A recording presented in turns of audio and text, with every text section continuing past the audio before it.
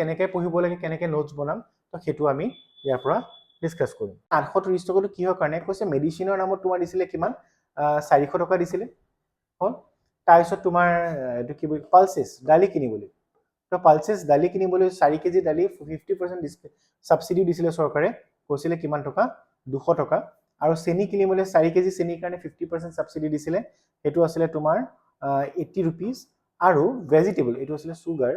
আৰু ভেজিটেবলছ বা ফ্ৰুটস ফলমূলৰ নামত দিছিলে 150 rupees মই 4 5 6 7 13 830 টকা টোটাল কেই টকা দিছিলে 830 কিন্তু তেতিয়া কেইটামান পইচা ইনক্লুড কৰি কোভিড এক্সপেন্সেছৰ নামত দিছিলে তো কেই টকা দিছিলে 170 টকা তাত ইনক্লুড কৰি দিছিলে মানে টোটাল কেই টকা দিলে 1000 টকা যদিও ইলেক্ট্ৰিসিটি সাবসিডি নামত কেই টকা দিছিলে তোমাৰ 250 টকা হল তো তেতিয়া কিমান হৈ যাব 1250 টকা 10 SDG 1 আছিলে নো পভাৰ্টি SDG 5 আছিলে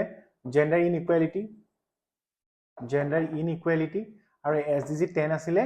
আমাৰ ৰিডিউস ইনইকুৱেলিটি তো এই তিনটা আমি যেটো গোল আছে গোল